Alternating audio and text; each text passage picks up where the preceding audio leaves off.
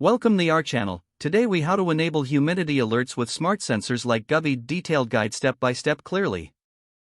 To enable humidity alerts with smart sensors like Govee, start by ensuring your smart sensor is properly set up and connected to your Wi-Fi network. Open the Govee Home app on your smartphone. If you haven't already, create an account or log in using your credentials.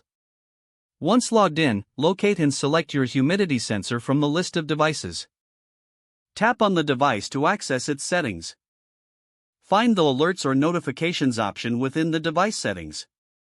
Enable the Alerts feature if it is not already activated. Next, set your desired humidity thresholds by adjusting the minimum and maximum humidity levels. Review the recommended levels based on your specific needs or environment. After setting the thresholds, confirm these settings by saving them. You will also have the option to select how you'd like to receive the alerts, such as push notifications or email. Ensure that your phone settings allow notifications from the Govee app. Once everything is configured, your Govee humidity sensor is now set to monitor humidity levels. It will send you alerts if the humidity falls below or rises above your specified thresholds. You can always revisit the app to modify the alerts as needed. Regularly check the app for real-time humidity data and historical trends. With these steps completed, you'll stay informed and maintain optimal humidity levels in your space. If the page does not load, refresh the browser or try again in a private or incognito window. Make sure you are using the correct email address, then retype it carefully to avoid small typos. If your password is not accepted, use the reset option and create a new strong password you can remember.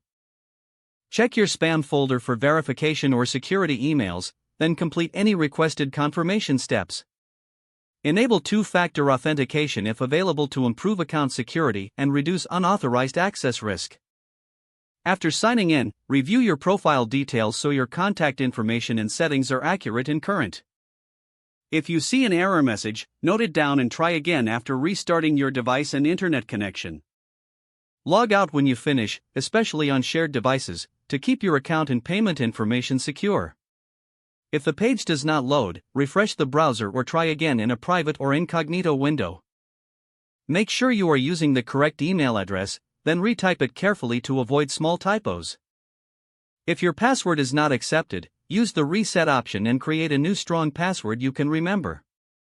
Don't forget to like this video and subscribe to our channel for more step-by-step tech guides.